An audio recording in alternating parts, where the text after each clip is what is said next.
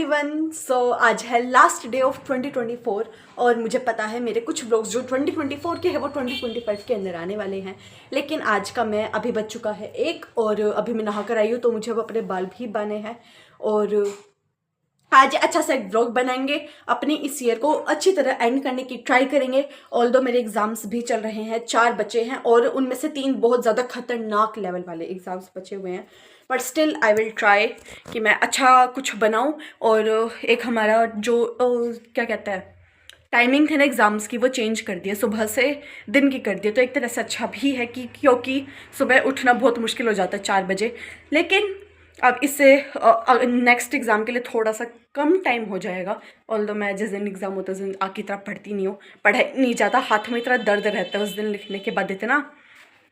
तो अभी तो बाल बात का सबसे बड़ा स्ट्रगल लड़कियों का। और एक मेरा आज मम्मी आज कंगा लेके आएंगे मेरे ये इनका कंगा है और मेरे वाला है ना वो ब्लैक कलर का है, तो उस पर पता नहीं डस्ट बहुत ज़्यादा होती है, क्या होता है। अब मैं थक चुकी हूँ उसे बार बार धोकर, लेकिन वो अच्छे से साफ़ नहीं हो पा रहा है, तो एक आज हेयर ब्रश लेके आएंगे और एक कंगा। और इसके अलावा अभी के लिए तो चले ज़्यादा बकबक कर लिया है, लेकिन आज लास्ट डे है, सो आई एम वेरी हैप्पी। और एक मुझे ये दिन काफ़ी पसंद आते हैं क्योंकि इन दिन ना जो वाइब्स है ना हर किसी की इतनी ज़्यादा होती है, मतलब पूरी होप्स के साथ, फुल ऑफ होप्स और हैप्पीनेस, और इतना ज़्यादा जोश होता है ना हर किसी के अंदर कि हम ना ऐसा लग रहा है जैसे दुनिया पलट देंगे, लेकिन स्टिल काफ़ी ज़्यादा इस टाइम अच्छी वाइब्स आ रही होती है। तो और हम भी वैसी वाइब्स देने की कोशिश करेंगे। और आज हमने काफ़ी मस्ती करी। आज वैसे हम 10 बजे उठे थे, सोचो, क्योंकि हमारी नींद पूरी नहीं हो रखी थी, एक तो एग्ज़ाम चल रहे और एक कुछ हो गया था जिस वजह से पूरी रात जागे हम, जिस वजह से कल नहीं आज नींद पूरी हो चुकी है। और ये रही मम्मी। आज मम्मी कैसा लगा सुबह सुबह वो मस्ती वाला पूरा? अच्छा लगा। तो फ़ोन भी आ चुका है, सो बाय। मामा स्टॉप कराते हैं मेरा ब्लॉग। तो इतने दिनों में रोशनी में निकले हैं तो ना आँखें नहीं खोली जा रही है। और अभी छत पर आई हुई हूँ मैं। इससे पहले थोड़े से कपड़े तय करे, फिर वो नहीं हुए, मम्मी ने फिर बाहर भेज दिया था बाहर के काम के लिए, फिर वो करके आई हूँ। और अभी बस थोड़ी सी देर छत पर बैठी हूँ, सोच रही हूँ कि कुछ एडिटिंग कर लेती हूँ, फिर जाते हैं नीचे और फिर पढ़ाई शुरू करते हैं। और इसके अलावा देखते हैं मम्मी ने क्या प्लान बनाया है, मे बी हम आज या फिर कल जाएंगे मंदिर, तो बस देखते हैं। तो आज हम लेके आए हैं पिज़्ज़ा, न्यू ईयर पार्टी। जानबूझ के फोकस कराया उसके ऊपर, हट काट दिया तो उसे, दोबारा बना पिज़्ज़ा। और इसके अंदर है चाउमीन। मेरे को इतनी भूख लग रही है ना, पता है फूड ब्लॉगर्स की मैं ना दाद देती हूँ, जो ने इतना पेशेंस। इसमें नहीं डालना आपने इसके अंदर, ये इसके साइड में है। हाँ। मम्मी इसके ऊपर ये क्या कर दिया? ये दही तो है बेटा। मम्मी नहीं, मैं और ला रही हूँ। अब कहेंगे लोग बर्तन तुझे धोने हैं। अरे भाई उसके अंदर और कुछ डालेंगे, अब को डाल के दे देंगे कुछ, बट यू नो मेरे को ऊपर ये चाउमीन का टेस्ट नहीं बिगाड़ना। इनकी देखो शक्ल कहीं बड़ी, तन्ने वो गाजर गिरवा दी सारा इसमें। अब वो था ना उस पैकेट में गाजर कौन डाली, इसमें गिरवा दी। अरे वो पैकेट कितना भारी था, मेरे कंधों में अभी तक दर्द हो रहा है। मैं कहती फूड ब्लॉगर कमाल के, जो भूखे होने के बाद भी सब कुछ अच्छे से दिखाते हैं जचा जचा के। सो अब मैं डालती हूँ, गल जाओ जी। 31st की पार्टी वहाँ पापा कर रहे होंगे, यहाँ हम मम्मी।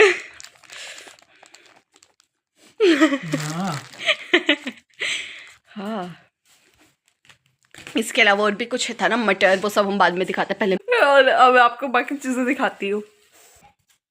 ये रही मूंगफली, ये बिस्किट्स, और ये अलग मटर, और ओ माय गॉड, और ये रहे समोसे। क्या बच्चा जैसा मुंह बना रखा है। तो बस अभी इसके अंदर बिस्किट ही बचे हैं, मटर ले लेते हैं और अपना एक समोसा। बाहर मना किया था कि मत जा, स्कूटी पे बैठी नहीं है, और अभी चौक तक भी नहीं गए, स्कूटी लेके जिद करके मैं लेके जा रहा हूँ। और अब धीरे चल गिरा आ गया। अभी भी जा सकता हूँ मैं तुम्हारे, जा ना जा जा, ठीक है जा रहा हूँ मैं तो। बाय। नहीं जा रहा स्कूटी।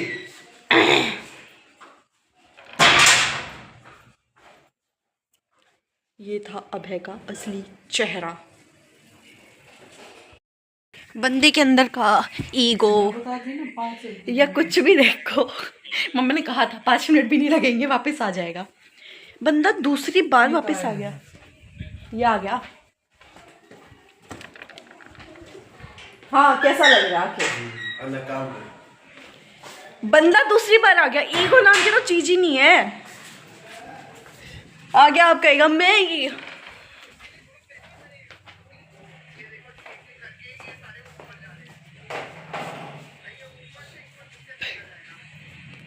अपनी जीत हुई।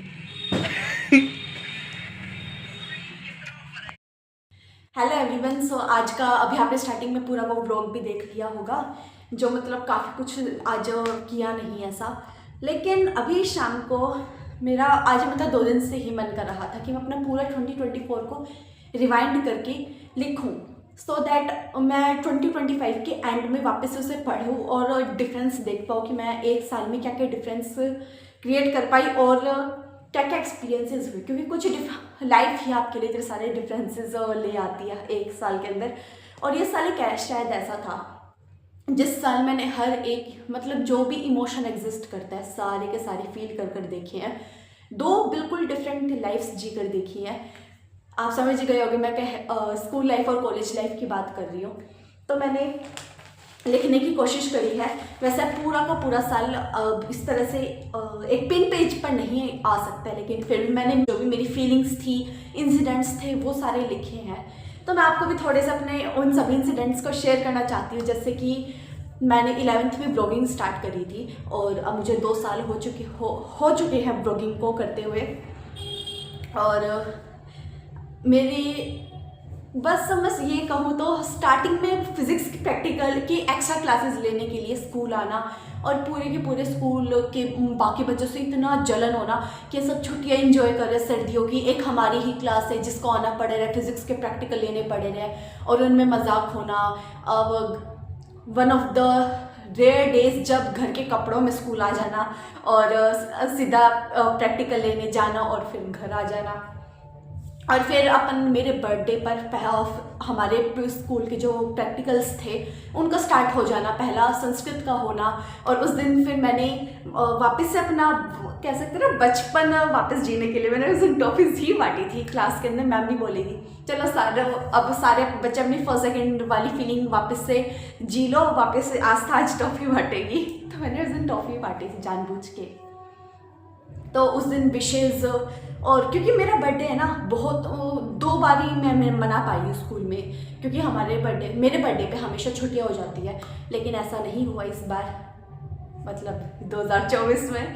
तो वो फील होना और प्रैक्टिकल्स के टाइम वो दिन रात एक कर देना, अपनी एक दिन 2 दिन के अंदर फिज़िक्स की केमिस्ट्री की प्रैक्टिकल कंप्लीट करना और उन सबको याद करना कि कल लिख के भी दिखाने हैं, वाइवा की प्रिपरेशन करना और डर होना इतना ज़्यादा।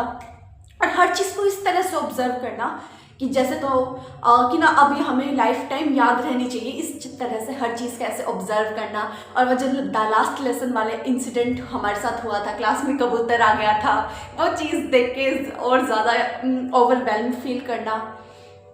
और उसके बाद लास्ट डे और फिर एग्ज़ाम दे देना, जो कि एक्सपीरियंस के लिए दिया गया था, लेकिन फिर वो सबको पता था, इस वजह से वो एक ट्रॉमा बन जाना 1-2-3 महीने का। एंड देन हमारा लास्ट डे कन्फ्यूज़न चलना, फेयरवेल होगी नहीं होगी, आज का लास्ट डे है, कल लास्ट डे होगा, परसों लास्ट डे होगा। और जिस दिन को लास्ट डे हमने एक्सपेक्ट नहीं करा उसी दिन का लास्ट डे बन जाना और बच्चों की आँखों में पानी होना। और मैंने अपनी पोएम जो क्लास के सभी बच्चों के लिए लिखी थी वो पढ़वाना, उनके रिएक्शंस देखना, टीचर्स और अपने क्लासमेट्स से कितनी अटैचमेंट हो रखी है उसका रियलाइजेशन। और लास्ट के ग्राउंड पीरियड्स को इस तरह से करना कि अब हम नहीं खेल पाएंगे, इस तरह से वापस से हर मोमेंट की इस तरह जिया। टीचर से ऐसी बातें करना, आपको हमारी याद आएगी आप, और एक दूसरे से ऐसे प्रोमिसेस करना जो हम शायद उस टाइम भी हमें पता था कि हम पूरे नहीं कर पाएंगे और उनका सच में पूरा ना कर पाना। जैसे हम एक दूसरे से टच में रहेंगे, एक दूसरे की लाइफ अपडेट्स लेते रहेंगे, बातें करेंगे और फिर अब महीनों उनसे ही बातें ना करना। और फिर बोर्ड्स की टेंशन का साथ होना और फेयरवेल के चक्कर में बार बार रोना, जिस वजह से ना पढ़ाई कर पाना। लेकिन फिर भी बोर्ड्स में परफॉर्म करा, फिज़िक्स के एग्ज़ाम के टाइम का वो प्रेशर और वो एग्ज़ाम टाइम का जो 1 महीना होता है ना, वो कोई बच्चा वापस से जीना ही नहीं चाहता। इतना ज़्यादा वो क्या कह सकते हैं, डरावना सा ऐसा होता है कि ना नींद नहीं आ रही है, सिर्फ 2 घंटे की नींद पूरी करी है, फिर एग्ज़ाम के लिए बैठ गए पढ़ाई करने, चाहे पढ़ ना रहे हो लेकिन टेंशन में नींद ही ना आ रही हो, वो सब होना। और जैसे ही वो ख़त्म होना, नानी के घर जाना और वो 10-15 दिन ऐसे ही बिता के आना। उस टाइम तो ऐसा हो गया था कि बस लाइफ में वो कुछ करना ही नहीं, इतना मज़ा आ चुका है लाइफ में उन 10-15 दिन के अंदर। इतना खेलना, पढ़ाई का कोई टेंशन नहीं, मतलब बहुत ज़्यादा वो तो दिन मैजिकल डेज थे।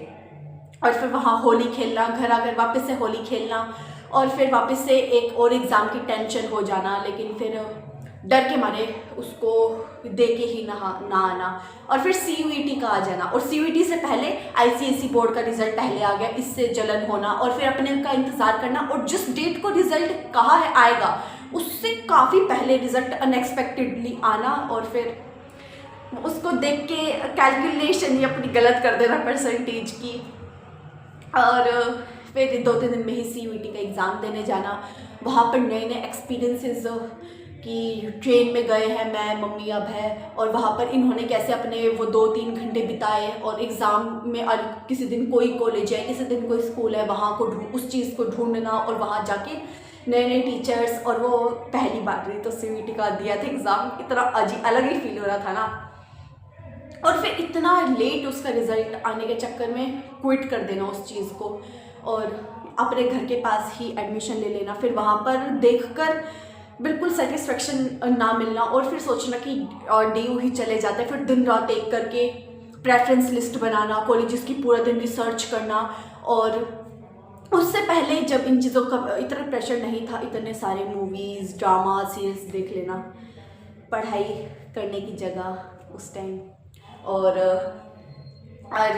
दिन रात 2-2 बजे सो रही हूँ, फिर वापस 5-6 बजे उठ के वापस से चेक करना, बार बार जब तक मौका मिला हुआ है प्रेफरेंस लिस्ट को ऊपर नीचे करना, और बार बार दूसरों से भी पूछना कि ये अच्छा है, वो अच्छा है, इतनी गाइडेंस लेना हर किसी से।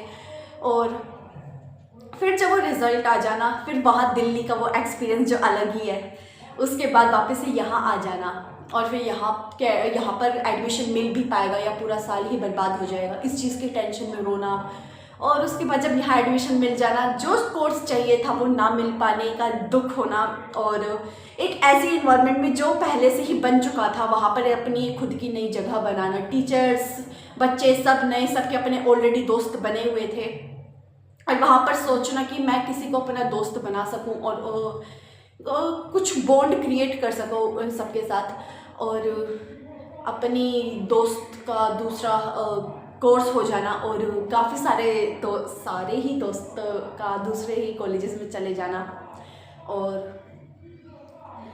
उसके बाद बस यहाँ पर को कोशिश करना कि किस तरह खुश रहा जा सकता है, और ब्लॉगिंग करना, और यूट्यूब पर इतनी मेहनत करना, और फिर 31 दिसंबर को अपने यूट्यूब का लास्ट वीडियो 777 सब्सक्राइबर्स के साथ एंड करना।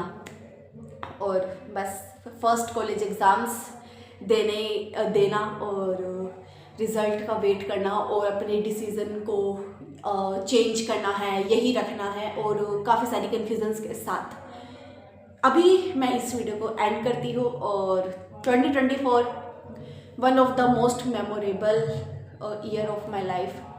So thank you everyone, and I hope आपका साल भी बहुत अच्छा गया होगा। और अगर नहीं जा पाया है तो आपने उससे काफ़ी सारे लाइफ लेसन्स लिए होंगे, जैसे मैंने लिए हैं, और अपने 2025 को बहुत अच्छे से स्टार्ट करना। और इसके अलावा बीच में फिटनेस का बहुत बड़ा भूत चढ़ जाना, जिस वजह से काफ़ी सारी दिक्कतें और होना।